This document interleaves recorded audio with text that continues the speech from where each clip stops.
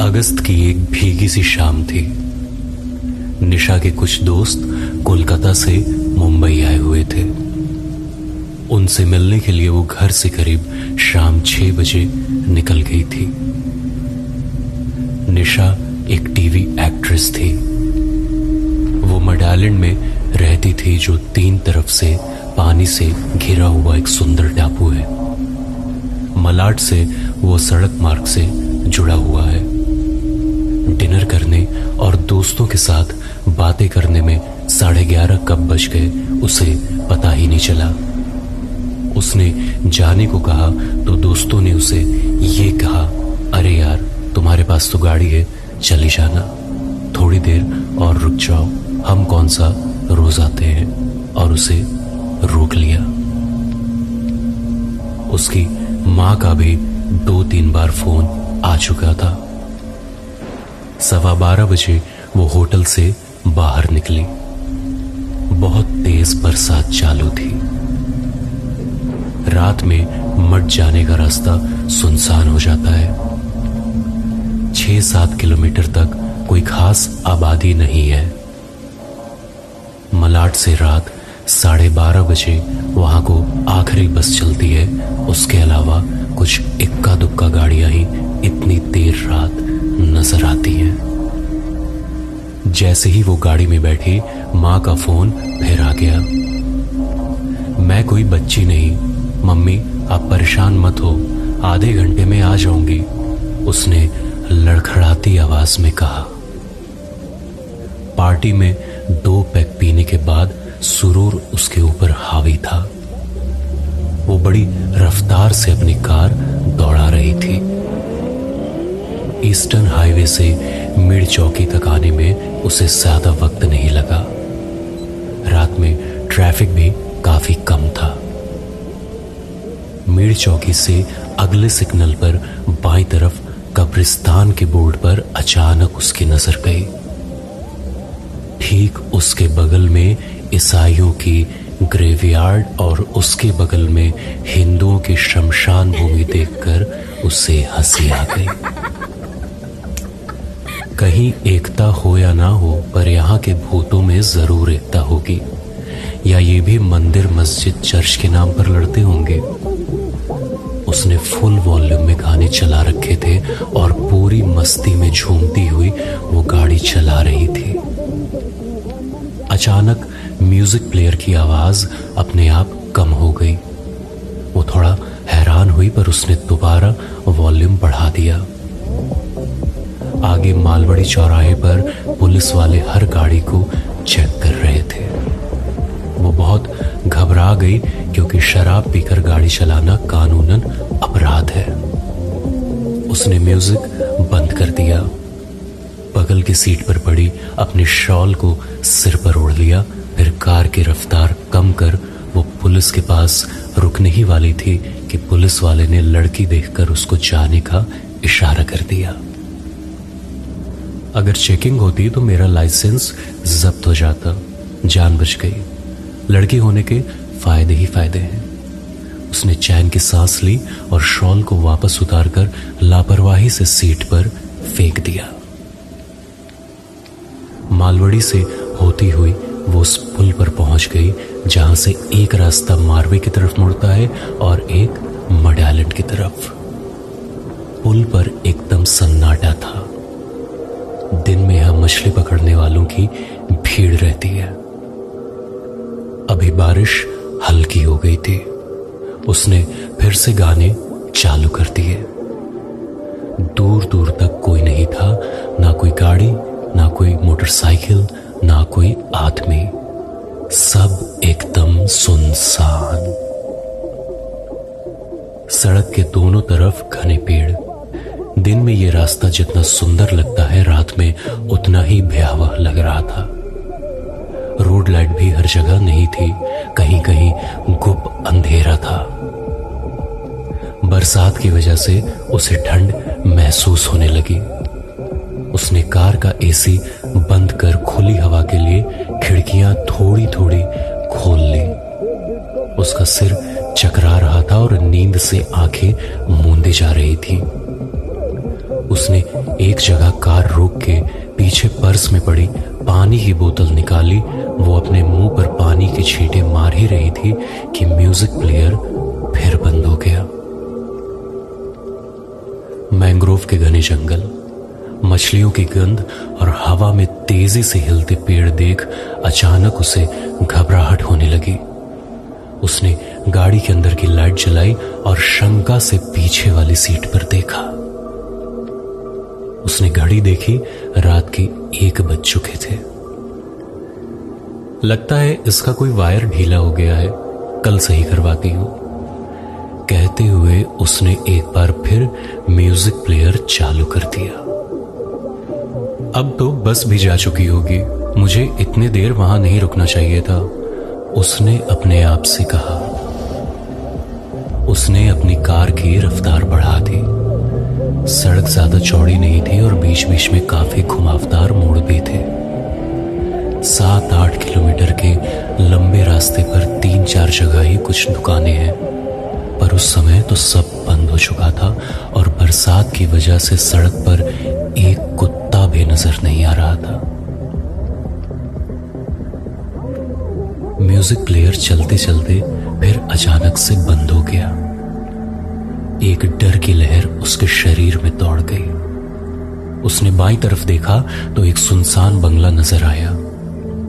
उसे पिछले दिनों देखी हॉरर फिल्म याद आ गई, जिसमें एक परिवार पिकनिक मनाने आता है और वापसी में उनकी कार खराब हो जाती है। रात बिताने को वो ऐसे ही एक सुनसान बंगले में घुस जाते हैं। बंगले का दरवाजा खुला होता है पर उन्हें कोई नजर नहीं आता। बंगले में सब कुछ अपनी जगह पर सजा हुआ होता है। कई बार आवाज देने के बाद जब कोई नहीं आता है तो वो बेतकल्लुफ हो वहीं रुक जाते हैं। बच्चे खेलने लगते हैं, पति घर के कोने में बनी बार से शराब पीने लगता है और औरत फ्रिज में खाने का सामान ढूंढने को जैसे ही उसका दरवाजा खोलती है जोर से चीख पड़ती है। फ्रिज में कटे हुए सिर, हाथ पैर रखे हुए थे। निशा वहीं पहुंच गई थी जैसे। एकदम उसने तेज ब्रेक लगाया और गाड़ी बंद हो गई। उसके माथे पर पसीना आ गया था। उसने अपने सिर को झटका दिया। उसने गाड़ी चालू करने को चाबी घुमाई पर वो स्टार्ट ही नहीं हो रही थी। वो जोर जोर से गाड़ी के स्टीयरिंग पर मुक्के मारने लगी। डर और बेचैनी के मारे उसका हाल खराब हो गया। बार बार कोशिश करने के बाद कार किसी तरह स्टार्ट हो गई। तब उसने चैन की सांस ली। उसने सुनसान बंगले की तरफ सहमते हुए देखा और गाड़ी आगे बढ़ा दी। अरे यार निशा, क्यों सुनसान रास्ते पर हॉरर फिल्म के बारे में सोच रही है? अगर गाड़ी स्टार्ट नहीं होती तो तू भी उसी फ्रिज में होती कटी हुई। कुछ रोमांटिक सोच। अगर इस समय विशाल होता तो ऐसे रोमांटिक मौसम में कार को चलने ही नहीं देता और सारी रात यही सड़क किनारे या सुनसान बीच पर। मैंने फालतू ही आज उससे झगड़ा किया। उसने अपना मूड बदलने की कोशिश की। विशाल उसका बॉयफ्रेंड था। वो मुंबई से बाहर किसी काम से गया हुआ था, इसलिए वो नहीं चाहता था कि निशा देर रात पार्टी करने अकेले जाए। इसी बात पर शाम को उनकी कहा सुनी हो गई थी। उसे विशाल की याद आने लगी। उसने विशाल को फोन मिलाया। उसका फोन स्विच ऑफ आ रहा था। डैशबोर्ड से विशाल की गिफ्ट की हुई सीडी उठाई और म्यूजिक प्लेयर में लगा दी। तू नहीं तो तेरी याद से ही, विशाल आई लव यू बेबी, निशा ने लड़खड़ाती आवाज में कहा। प्लेयर ऑन करते ही बादशाह की आवाज में गाना चालू हो गया। उसने वॉल्यूम फुल कर दिया और खुद भी जोर जोर से गाने लगी और डर एकदम से गायब हो गया। बाहर तेज बारिश शुरू हो गई थी। उसने खिड़की पूरी खोल ली और बारिश की बूंदें अपने हाथ में लेकर उछालने लगी। तभी म्यूजिक प्लेयर फिर बंद हो गया। वो एक झटके में अपने नशे से बाहर आ गई। डर झुरझुरी बन पूरे शरीर पर लौट गया। घबराहट के मारे उसका सांस लेना मुश्किल होने लगा। ये क्या हो रहा है? कहीं कब्रिस्तान से कोई भूत तो गाड़ी में नहीं चढ़ गया? उसने एक बार फिर गाड़ी की लाइट जला डरते डरते पीछे देखा। कोई नहीं था। उसने डैशबोर्ड पर रखे गणेश जी की छोटी मूर्ति को छुआ और माथे से हाथ लगाया। थोड़ी देर आप ही हनुमान जी बन जाओ प्लीज गणपति बप्पा। कितना सुनसान है, ऐसे में अगर कार का टायर पंचर हो जाए तो, गाड़ी फिर से बंद हो जाए और स्टार्ट ना हो तो। विशाल सही कह रहा था, मुझे नहीं जाना चाहिए था। एक के बाद एक विचार उसके दिमाग में तेजी से आने लगे। उसकी दोबारा म्यूजिक चलाने की हिम्मत नहीं हुई। अचानक एक गाड़ी के तेज हॉर्न से उसकी तंद्रा टूटी। एक पल के लिए तो उसे लगा उसका दिल उछलकर बाहर ही आ जाएगा। उसकी घबराहट कई गुना बढ़ गई।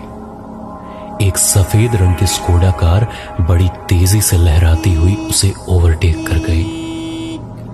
गाड़ी को देखकर ऐसा लग रहा था उसको चलाने वाले ने जमकर पी रखी हो। मड आइलैंड में रईसजादों की पार्टियों के अड्डे हैं और पुलिस भी इधर कम नजर आती है। उसे डर लगने लगा, कहीं ये मुझे ओवरटेक कर गाड़ी ना रोक ले, कोई मदद को भी नहीं आने वाला और मेरा रेप कर झाड़ियों में फेंक जाए तो। तरह तरह के बुरे ख्याल उसके दिमाग में आने लगे। अभी तक वो भूतों के ख्यालों से ही डर रही थी और अब ये असली हैवान आ गए थे। उसकी धड़कनें बढ़ने लगी। स्कोडा काफी दूर जा चुकी थी। ये देख उसको थोड़ी सी राहत मिली।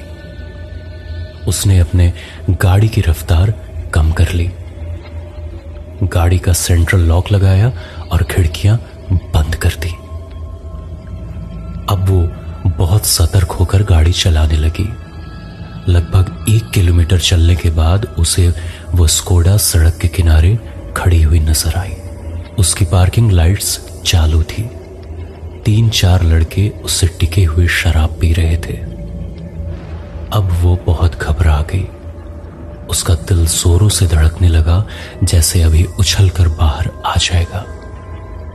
हे भगवान, अब क्या करूं, क्या करूं, क्या करूं, क्या करूं? वो जोर से बोलने लगी। उसने अपनी गाड़ी की स्पीड बढ़ाई और स्कोडा के पास से तेजी से निकल गई। उसके निकलते ही वो सभी लड़के स्कोडा में बैठ गए और उसका पीछा करना चालू कर दिया। शायद उन्होंने देख लिया था कि कार एक अकेली लड़की चला रही है। निशा की घबराहट का लेवल बहुत बढ़ गया था। उसका गला पूरी तरह सूखने लगा। उसने रोना शुरू कर दिया। वो बार बार आंसू पोंछती हुई कार के रियर व्यू मिरर में देखती कि स्कोडा कितनी दूर है। स्कोडा उसके पीछे पीछे हॉर्न बजाती हुई आ रही थी। कभी वो उसके एकदम साइड में ले लेते और कभी ठीक पीछे। गाड़ी में 4-5 लड़के थे जो शोर करते हुए पूरी तरह नशे में थे और जोर जोर से उस पर भद्दी भद्दी फप्तियां कस रहे थे। निशा को लगने लगा कि उसके जीवन का आखिरी दिन आ गया है। मैंने कभी नहीं सोचा था मुझे इस तरह मरना पड़ेगा। मां पर क्या बीतेगी? विशाल, काश तुम मेरे साथ होते। वो फफक कर रो पड़ी। अरे अब रुक भी जा जाने मन, एक आवाज जोर से आई। 100 नंबर पर फोन करती हूं। सोचते हुए निशा ने अपना मोबाइल उठाया। फोन की टच स्क्रीन हैंग हो गई थी। उसने 2-3 बार कोशिश की। लड़कों ने जोर जोर से हॉर्न बजाना शुरू कर दिया। घबराहट में मोबाइल हाथ से छूट सीट के नीचे गिर गया। उसने एक हाथ से स्टीयरिंग संभालते हुए मोबाइल को ढूंढने की कोशिश की, पर वो उसकी पहुंच में नहीं आ रहा था। आंसू और पसीने से उसका चेहरा तरबतर था। इसे तो रोकना होगा यार, बहुत बल खा कर गाड़ी चला रही है, दूसरे लड़के ने चिल्लाकर कहा। ये नशे में डूबी आवाजें उसके कानों में गर्म लावे की तरह घुस रही थी। उसे अपनी चेतना खोती हुई महसूस होने लगी। अचानक लड़कों ने स्कोडा की रफ्तार बढ़ा दी। निशा की कार को ओवरटेक करते हुए जैसे ही बाईं तरफ मोड़ा, एक जोरदार आवाज के साथ पुल की रेलिंग तोड़ती हुई स्कोडा मैनग्रोव के जंगल में भरे दलदल में जा गिरी। निशा ने पूरी ताकत से ब्रेक लगाया। एक झटके से उसकी कार रुक गई। उसकी आंखें फटी की फटी रह गईं। पुल के नीचे गिरी कार से मदद के लिए चीखने की आवाजें आने लगी। कुछ आवाजें दर्द से तड़पने की थी। वो स्तब्ध थी। उसका दिमाग सुन्न हो गया था।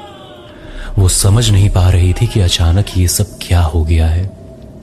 तभी मोबाइल की घंटी बजने लगी। मोबाइल की आवाज भी जैसे उसके कानों के पर्दे फाड़ रही थी। वो अपनी जगह से हिल भी नहीं पा रही थी। उसका शरीर पत्थर हो गया था। बरसात तेज हो गई थी। 5 मिनट बीत गए और वो अभी उसी जगह पर खड़ी थी। मोबाइल 2 बार बज के बंद हो गया। वो चाहकर भी मोबाइल को झुककर ढूंढ नहीं पा रही थी। दलदल से आने वाली चीखें थम चुकी थी। लगभग 20-25 मिनट बीत जाने के बाद उसने खुद को संयत करने की कोशिश की और अपनी आदत के मुताबिक कार के रियर व्यू मिरर में देखा तो एक सजी धजी औरत का चेहरा नजर आया। बड़ी काली आंखें, सुर्ख लिपस्टिक और माथे से बहता हुआ खून जो उसके चेहरे के बाएं हिस्से को ढके हुए था। वो एक झटके से मुड़ी पर पीछे कोई नहीं था। उसने गाड़ी पूरी रफ्तार से भगा दी। वो चीखना चाहती थी पर डर से उसकी आवाज निकलना बंद हो गई।